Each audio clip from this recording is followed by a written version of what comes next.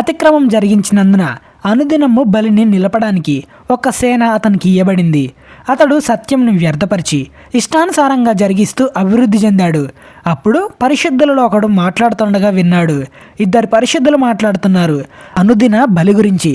అతిక్రమము జరిగినందున సంభవించు నాశనకరమైన హేయ వస్తువును గురించి కలిగిన ఈ దర్శనం నెరవేరుటకు ఎన్నాళ్ళు పడుతుంది? ఈ ఆలయ స్థానమును జనసమూహమును కాళ్ళ కింద తొక్కబొట్టుటకు ఎన్నాళ్ళు జరుగుతుందో అని మాట్లాడుకుంటున్నారు. అందుకతడు 2300 దినముల వరకే అని దానియేలుకు చెప్పాడు. అప్పుడు ఆలయ పవిత్రత గురించి తీర్పు తీర్చబడును అని దానియేలు ఈ దర్శనం చూశాడు. ఆ దర్శనానికి అర్థం ఏంటి అని అనుకుంటుండగా ఒక మనిషి రూపంలో ఉన్న దేవదూత అయిన గాబ్రియేలు దానియేలు దగ్గరకు వచ్చాడు. అప్పుడు దానియేలు మహాభయంతో గాబ్రియేలుకు సాష్టాంగ నమస్కారం చేశాడు. అతడు, నరపుత్రుడా, ఈ దర్శనం అంత్యకాలం గురించి అని తెలుసుకో అని చెప్పాడు. ఇది చెప్తుండగా దానియేలుకు గాఢ నిద్ర పడుతుంది. నేలన సాష్టాంగ పడతాడు. అయితే గాబ్రియేలు అతన్ని పట్టుకొని లేవనెత్తి నిలబెట్టింది. మరియు అతడు, ఉగ్రత సమాప్తమైన కాలమందు జరగబోయే సంగతులను నీకు తెలియజేస్తున్నాను. ఎందుకంటే అది నిర్ణయించిన అంత్యకాలం గురించి. నువ్వు చూసిన 2 కొమ్ములు గల పొట్టేలుంది కదా, అది మాదీయుల పారసీకుల యొక్క రాజ్యాలను సూచిస్తుంది. మేకపోతు గ్రీకు రాజును సూచిస్తుంది. దాని 2 కన్నుల మధ్య ఉన్న పెద్ద కొమ్ము వారి మొదటి రాజును సూచిస్తుంది. అది పెరిగిన తర్వాత దానికి బదులుగా 4 కొమ్ములు పుట్టాయి కదా, 4 రాజులు ఆ జనంలో నుండి పుడతారు. కానీ వారు అతనికి ఉన్న బలం గల వారిలా ఉండరు. వారి ప్రభుత్వం యొక్క అంతంలో వారి అతిక్రమములు సంపూర్తి అవుతుండగా క్రూర ముఖం గలవాడు యుక్తి గలవాడయ్యుండి ఉపాయం తెలుసుకొని ఒక రాజు పుడతాడు. అతడు గెలుస్తాడు కానీ అది అతనికి సొంత బలం వల్ల కాదు. ఆశ్చర్యంగా శత్రువులను నాశనం చేయటంలో అభివృద్ధి పొందుతూ ఇష్టం వచ్చినట్టు చేస్తాడు. పరిశుద్ధ జనాన్ని నశింపజేస్తాడు. అతని ఉపాయం ఏంటంటే ఆలోచన మంచిగా చేసి మోసం చేసి లాభం పొందుతాడు. అతడు అతిశయపడి తనను తాను హెచ్చించుకుంటాడు. క్షేమంగా ఉన్న కాలంలో అనేకులను చంపుతాడు. అతడు రాజాదిరాజుతో యుద్ధం చేస్తాడు కానీ చివరికి అతని బలము దైవాధీనం వలన కొట్టివేయబడుతుంది అని చెప్తాడు. ఈ దర్శనాలు అనేవి అంత్యదినాల్లో జరుగుతాయి కానీ వీటి గురించి ఎవ్వరికీ చెప్పకు అని అంటాడు. ఈ దర్శనం చూస్తున్న దానియేలు మూర్ఛపోయాడు. కొన్నాళ్ళు వ్యాధిగ్రస్తుడవుతాడు. తర్వాత ఆ వ్యాధి నుండి కోలుకొని అంటే నయమయ్యి రాజు కోసం చేసే పనులు చేస్తూ వచ్చాడు. దానియేలు ఈ దర్శనాలు చూసి ఆశ్చర్యపోయాడు. ఈ దర్శనాల సంగతి తెలియజేయగలవాడు లేకపోయిను. మాధుయుడైన అహశ్వరోషు యొక్క కుమారుడైన దర్యావేషు కల్దీయుల మీద రాజయ్యాడు. అతని ఏలుబడిలో మొదటి సంవత్సరంలో యెహోవా యిర్మీయాకు సెలవిచ్చి తెలియజేసినట్టు యెరూషలేము పాడుగా ఉండాల్సిన 70 సంవత్సరాలు పూర్తవుతున్నాయని గ్రంథములు చదివి గ్రహించాడు. అప్పుడు దానియేలు ఉపవాసం ఉండి గోనపట్ట కట్టుకొని ధూళి తలపైన వేసుకుని ప్రార్థన విజ్ఞాపన చేశాడు. అప్పుడు దానియేలుకు దర్శనం కలిగింది. గాబ్రియేలు సాయంత్రం బలి అర్పించే సమయంలో దానియేలును ముట్టాడు. నీకు దర్శన భావాన్ని గ్రహించడానికి శక్తి ఇవ్వడానికి నేను వచ్చాను. విజ్ఞాపన చేయడం ప్రారంభించినప్పుడు ఈ సంగతి నీకు చెప్పడానికి వెళ్ళాలని ఆజ్ఞ బయలుదేరును. కావున ఈ సంగతి తెలుసుకొని నీకు కలిగిన దర్శన భావం గ్రహించు.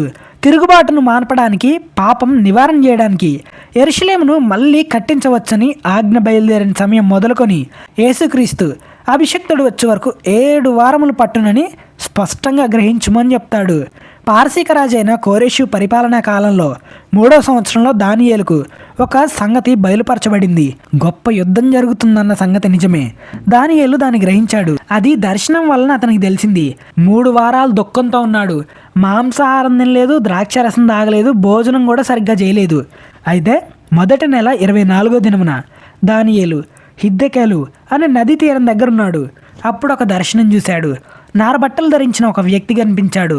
అతడి నడుముకు బంగారు నడికట్టు కట్టుకొని ఉన్నాడు. అతని శరీరం రక్తవర్ణపు రాయి వంటిది. అతని ముఖంలో మెరుపు ఉంది. అతని కన్నులు అగ్నిజ్వాలల ద్వీపముగాను, అతని భుజములను పాదములు తలతలలాడు ఇత్తడిది పోలి ఉండెను. అతని మాటల ధ్వని నరసమూహపు కంఠధ్వని వలె ఉండెను. ఈ దర్శనం చూస్తున్న దానియేలు తనతో ఉన్న మనుషులు దర్శనం చూడలేదు గాని వారు భయపడి దాక్కోవడానికి పారిపోయారు. దానియేలు ఒక్కడే ఉన్నాడు.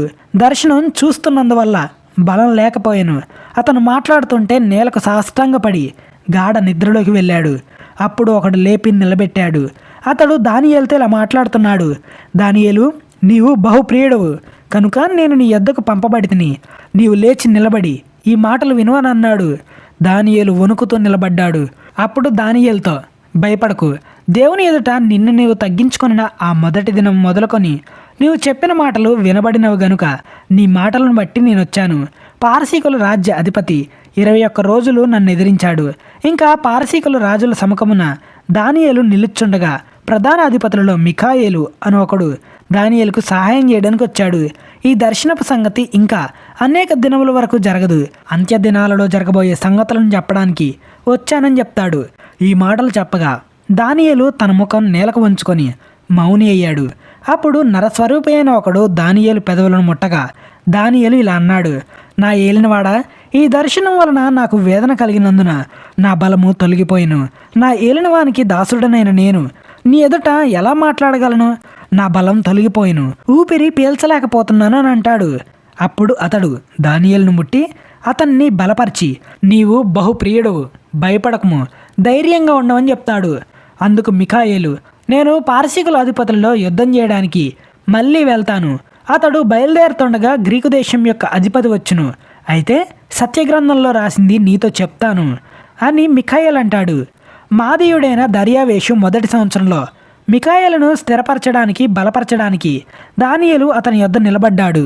ఇంకా 3 రాజులు పారసీకుల మీద రాజ్యం చేసిన మీదట అందరికంటే అధిక ఐశ్వర్యము కలిగిన 4వ రాజు ఒకడు వస్తాడు. అతడు తనకు ఉన్న సంపద లేదా సంపత్తు చేత బలవంతుడై అందరినీ గ్రీకు రాజ్యానికి విరోధంగా రేపుతాడు. అంతలో శూరుడగు ఒక రాజు అలెగ్జాండర్ ది గ్రేట్ పుట్టి మహా విశాలమైన రాజ్యాన్ని ఏలి ఇష్టానుసారంగా జరిగిస్తాడు. అతడు రాజైన తర్వాత అతని రాజ్యం శిథిలమై ఆకాశపు నలుదిక్కులకు విభాగింపబడును. అది అతని వంశపు వారికి అంటే అతని వారసులకు దక్కదు. అతని 4వ సేనాధిపతులకు వెళ్తుంది, 4 భాగాలుగా విడిపోతుంది. అయితే దక్షిణ దేశపు రాజు ఐగుప్తు రాజు బలవంతుడవుతాడు. ఉత్తర రాజు అంటే సిరియా రాజు అతని కంటే బలవంతుడవుతాడు. ఇద్దరి రాజుల మధ్య శాంతి ఒప్పందం జరుగుతుంది. ఎలా అంటే ఐగుప్తు రాజు కుమార్తె సిరియా రాజును కలిసేందుకు పంపబడుతుంది. కానీ ఈ ఒప్పందం అనేది నిలబడదు. ఐగుప్తు రాజ్యంలోని ఇతరులు సిరియా రాజుపై ప్రతీకారం తీర్చుకుంటారు, అతన్ని ఓడిస్తారు. ఆ కాలంలో మిఖాయేలు అనే గొప్ప పరలోక అధికారి లేచి నిలబడతాడు లేదా వస్తాడు. అప్పుడు నీ జనులు రాజ్యంగా కూడిన కాలం మొదలుకొని ఈ కాలం వరకు ఎన్నటికీ కలగనంత ఆపద కలుగును. అయితే నీ జనులలో గ్రంథమునందు ఎవరి పేర్లున్నాయో వారు మాత్రం తప్పించుకుంటారు, మరియు సమాధులలో నిద్రించిన వారు అనేకులు మేలుకొంటారు. కొందరు నిత్య జీవాన్ని అనుభవించుటకును, కొందరు నిందల పాలగుటకును, నిత్యము హేయములగుటకు మేలుకొందురు. బుద్ధిమంతులైతే ఆకాశ మండలంలోని జ్యోతులను పోలిన వారే ప్రకాశించెదరు. నీతి మార్గమును అనుసరించి నడుచుకొనున్నట్లు ఎవరు అనేకులను తిప్పుదురో వారు నక్షత్రంలాగా ప్రకాశిస్తారు. దానియేలు, నీవు ఈ మాటలను మరుగు చేసి అంత్యకాలం వరకు ఈ గ్రంథాన్ని ముద్రించుము. చాలామంది నలుదిశలు సంచరించుచున్నందున తెలివి అధికమగును అని గాబ్రియేలు దూత దానియేలుకు చెప్తాడు. దానియేలు చూస్తుండగా 2 మనుషులు ఏటవతలొడ్డునొకళ్ళు యువతలొడ్డునొకళ్ళు నిల్చున్నారు. ఆ ఇద్దరిలో ఒకడు నారబట్టలు వేసుకున్న వాడై ఏటి నీళ్లపైన ఆడుతున్నాడు. ఈ ఆశ్చర్యం ఎప్పుడు సమాప్తమవుతుంది అని దానియేలు అడిగాడు. అందుకతడు తన కుడి చేతిని ఎడమ చేతిని ఆకాశము వైపు ఎత్తి నిత్య జీవియగు వాని నామమున ఒట్టు పెట్టుకొని ఒక కాలము, కాలముల అర్ధకాలము పరిశుద్ధ జనము యొక్క బలమును కొట్టివేయుటకు ముగింపబడగా సకల సంగతులు సమాప్తమవుతుంది. దానియేలు అతని మాటలు విన్నాడు గాని గ్రహించలేకపోయాడు. నా ఏలినవాడా, వీటికి అంతం ఏమని అడుగగా అతడు ఈ సంగతులు అంత్యకాలం వరకు మరుగుగా ఉండునట్లు ముద్రింపబడినవి గనుక దానియేలు నీవు ఊరకుండమని చెప్పెను. అనేకులు వారు చేసిన తప్పులను పాపం వారు ఒప్పుకొని పశ్చాత్తాపడి మారుమనసు పొంది రక్షణ పొంది పరిశుద్ధంగా జీవిస్తారు. దేవుని 2వ రాకడ గురించి మర్మాలు రహస్యాలు వారు ప్రార్థించి గ్రహిస్తారు. కానీ దుష్టులు దుష్టకార్యాలు చేస్తారు, దేవునికి విరోధంగా జీవిస్తారు. ప్రకటన గ్రంథం 22వ అధ్యాయం 11వ వచనం నుండి 14 వరకు ఉంటుంది. అన్యాయం చేయవాడు ఇంకను అన్యాయమే చేయనిమ్ము, అపవిత్రుడైన వాడు ఇంకా అపవిత్రుడిగానే ఉండనిమ్ము, నీతిమంతుడు ఇంకా నీతిమంతుడిగానే ఉండనిమ్ము, పరిశుద్ధుడు ఇంకా పరిశుద్ధునిగానే ఉండనిమ్ము. ఇదిగో నేను త్వరగా వస్తున్నాను. ప్రతి వానికి ఇవ్వడానికి నేను సిద్ధపరిచిన జీతం నా యొద్ద ఉంది.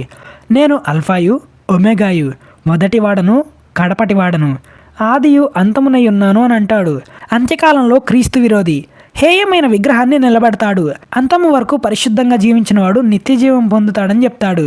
ఇదండి దానియేలు గ్రంథ పరిచయం. ఇది అంత్యకాలంలో జరగబోయే సంగతుల గురించి దానియేలు ముందుగానే చూసిన దర్శనాలు ఇవి. దానియేలు అంత్యకాలంలో ఎలా జరుగుతుంది ఏంటి అనేది దర్శన రీతిగా చూశాడు. ఆ మర్మాలు కొన్ని అర్థం కాలేదు. అప్పుడు దేవదూతలు వచ్చి పరిచారం చేశారు, అంటే ఎప్పుడు ఏం జరుగుతుంది అంత్యకాలంలో అని. సో ఇదండి దానియేలు గ్రంథ పరిచయం గురించి.